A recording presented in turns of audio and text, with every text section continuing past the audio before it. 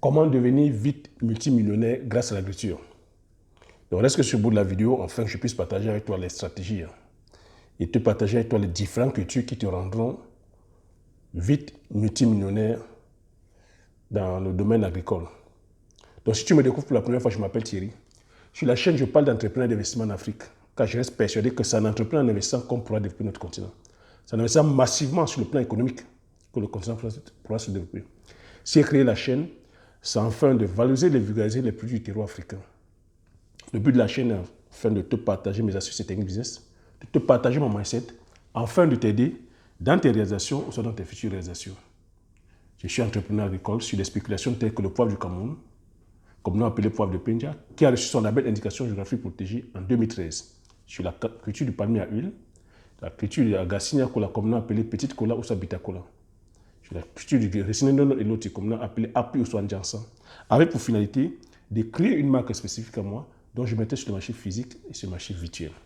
Donc si c'est des thématiques comme ça qui te parlent, n'hésite pas à t'abonner en appuyant sur le petit bouton rouge, en validant la cloche, afin de ne pas manquer plusieurs vidéos business que je diffuse sur la chaîne, afin de t'aider.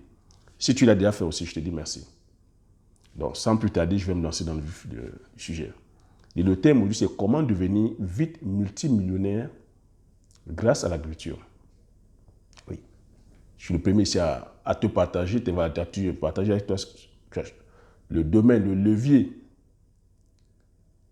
l'un des piliers qui puisse être quoi, vous rendre rapidement riche ou vite riche. C'est les piliers qui sont l'agriculture et l'élevage. Donc ici, je vais m'attarder un peu plus sur le domaine agricole. Et comme j'ai coutume à vous dire, peu importe le type de business que vous allez vouloir faire, c'est d'avoir un minimum de connaissances. Donc, ce que je vais dire ici va demander à ce que tu te formes, que tu aies l'expertise. Ici, le but ici n'est pas de te brider. J'essaie tout simplement d'ouvrir tes horizons, de te dire il y a une multitude de spéculations, il y a une multitude comme ça de cultures sur lesquelles tu peux aussi te lancer qui sont rentables. Ne sois pas cantonné, ne sois pas figé. Je sais que vous êtes beaucoup plus figé. Vous êtes beaucoup plus dans le suivisme. Vous êtes beaucoup plus, voilà, parce que vous avez certains influenceurs qui vous disent c'est telle culture et vous vous cantonnez tous sur la même culture. Donc le but ici est enfin d'ouvrir tes horizons, de savoir que voilà, il y a comme ça une multitude de cultures qui sont rentables et sur lesquelles tu peux t'engouffrer. De savoir aussi que on ne va pas se lancer en agriculture parce que c'est voilà, sur une spéculation, parce que c'est fun, ou peut-être parce que c'est tendance. Non, tu vas aller te lancer parce qu'il y a un réel besoin, parce que les consommateurs sont en demande, parce que le marché demande. Et la stratégie aussi là-dedans, c'est quoi? Quand tu te lances dans le domaine agricole, tu sais que dans le domaine agricole, c'est divisé en plusieurs familles. Vous avez les cultures maraîchères, les cultures vivrières et les cultures de rente. Donc, quand je dis culture maraîchère, c'est des cultures de courte saison. Les cultures vivrières sont les cultures de courte et de longue saison. Et les cultures pérennes, c'est des cultures de très longue saison. Donc tu comprends maintenant quand je te dis que devenir vite multimillionnaire, ça va requérir de la stratégie. Ça va demander aussi que tu tiennes compte de ton budget quand tu commences au début. Quand tu commences au début, il y a certaines cultures sur lesquelles tu ne vas pas te lancer parce que ça demande aussi des sommes colossales. Donc la stratégie va demander que tu commences par les cultures de courte saison. Si je peux te conseiller, si j'ai un conseil à te donner, c'est que tu commences par les cultures de courte saison. Donc les cultures qui vont sur 3 mois. Et les cultures maraîchères, qui sont très bien, répondent très bien à ce besoin-là. Donc, ne fais pas une fixation sur une culture. Ça peut être que tu veux plutôt faire une culture de rente. Mais pour l'instant, tu n'as pas le capital, tu n'as pas les moyens. Mais la stratégie que je vais te donner ici, c'est de commencer. On commence petit. Tu commences par les cultures maraîchères.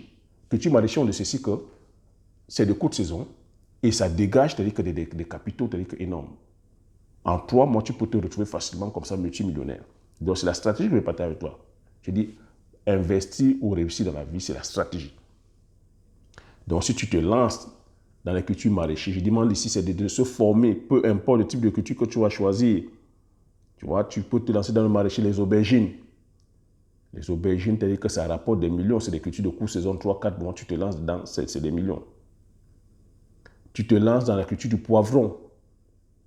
Les poivrons aussi, on sait que c'est des cultures maraîchères. Tu vois, selon ton capital, tu peux commencer avec 800 000.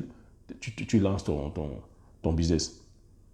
Le piment, voilà, le piment, hein, vous entendez dire, le piment hyper consommé, c'est des produits qui sont consommés. Quand je dis aubergine, poivron, c'est des légumes qui sont consommés, c'est les légumes qu'on ne manque pas dans le panier de la ménagère. Donc le piment aussi, c'est une culture de courte saison, qui va sur 3-4 mois et qu'il peut te rapporter comme ça 6 à 7 millions d'hectares. Tu vois, tu as la tomate. La tomate aussi, pareil, c'est des cultures telles que maraîchers. Donc tu vois maintenant, là où je vais te prendre, là où tu as la pastèque aussi, la pastèque. Pastèque aussi, au bout de, voilà, c'est une culture aussi qui peut te rapporter à l'hectare 5 millions. Tu as le gombo, gombo pareil. Mais maintenant, même dans les cultures maraîchères aussi, voilà, petit bémol aussi, même dans les cultures maraîchères, la stratégie aussi, c'est que tu regardes, que tu t'informes. Là, je te donne les billes. Après, c'est toi, selon ton budget, tu regardes aussi, parce que l'implémentation d'un état de tomate n'est pas pareil que l'implémentation d'un état de pastèque. C'est selon ton capital, selon tes budgets. Ici, c'est la stratégie. Le gombo aussi est hyper rentable. Donc, tu vois, le gombo, au bout de 45 jours, tu peux déjà récolter ton gombo et tu peux déjà gagner des millions. Donc, tu vois, moi, tu vois, quelqu'un qui est, si tu as un faible capital de départ, au lieu d'aller te lancer sur un état de tomate ou un état de pastèque qui va te demander des millions, mais je t'aurais conseillé de te lancer sur un état de gombo, de commencer par le gombo. Le gombo, il faut une faible mise de départ de 800 000. Oui, 800 000, c'est peut-être une somme, mais comparativement à la tomate ou à la pastèque, les mises sont un peu plus élevées. Donc, si tu commences avec le gombo, par exemple, et même l'entrée en production qui est 45 jours, la pastèque, c'est dans les 3-4 mois, la tomate, 3-4 mois, pareil. Donc, tu vois, je t'ai parlé de stratégie. Hein. Quand tu te lances la stratégie, tu sais que tu commences avec une faible mise et que tu veux rentrer rapidement, tu veux rentrer rapidement dans tes frais. Donc, le gombo, tu sèmes ton gombo, c'est en 45 jours que tu commences à récolter. Tu vois qu'il serait beaucoup plus préférable pour toi de te lancer dans le gombo parce que ça répond déjà, ça répond à tes besoins parce que tu pars avec une faible mise et l'entrée en production, c'est-à-dire qu'elle raccourcit 45 jours. Tu peux déjà mettre sur les marchés, ça peut te rapporter des capitaux où tu pourras cette fois-ci, si c'est la tomate que tu pouvais faire, maintenant étendre, c'est-à-dire faire un état de tomate. Donc, tout est une question de stratégie. Encore, je ne sais pas si je me fais comprendre. Il faudrait vraiment que tu comprennes très bien la stratégie. Le but est ici, je ne suis pas en train de te dire de faire un choix ou je ne suis pas en train de t'imposer une culture, mais j'essaie comme ça de te partager un peu le mindset parce que entreprendre, ça requiert de la stratégie.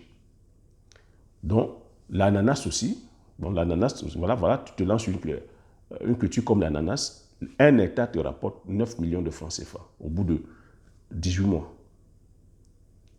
Là, tu vois, 18 mois, ça commence à être un peu long. Tu rentres maintenant, tu as une culture comme le manioc. Je ne vante plus les mérites. Et à chaque fois, si je te parle, quand tu produis, tu passes aussi à la transformation. Tu as le manioc qui va sur 12 mois et qui te rapporte 4 millions d'hectares.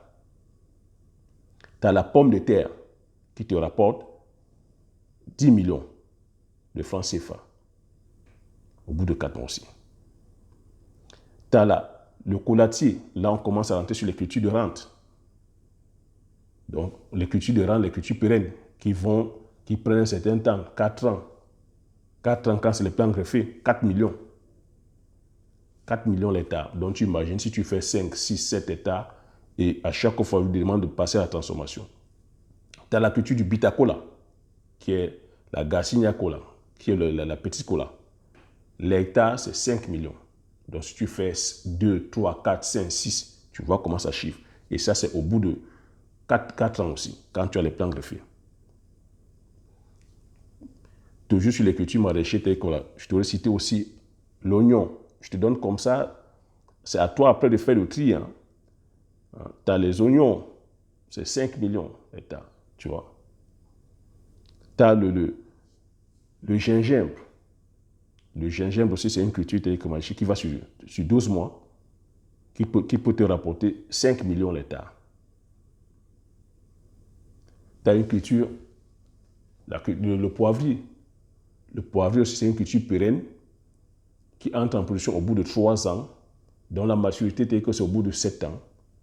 Et dont l'hectare peut te rapporter un rendement de 4 tonnes. Et 1 kilo, c'est 25 000 francs CFA. Donc, quand tu le vends au pays, c'est 100 millions de francs CFA l'hectare. Quand tu le vends à l'extérieur, ici en Occident, c'est 1 600 000 euros l'hectare. Donc, tu vois. Donc, la liste est exhaustive, hein. La liste est un peu longue. Je ne pourrais pas sur une vidéo comme ça citer. Au fur et à mesure, je vais partager. Et je dis ici, toutes les cultures sont rentables. Tout est question de stratégie. Quelle est la stratégie que tu mets en place? Donc, moi, pour faire la vidéo, j'ai voulu comme ça énumérer quelques cultures, mais ce n'est pas figé. La liste est énorme. Parce que le problème aussi dépendra, parce que les produits que j'ai cités là, il ne faudrait pas aller se calquer dessus. Hein.